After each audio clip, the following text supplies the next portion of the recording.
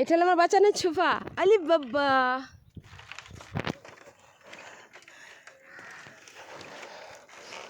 মিমা কই?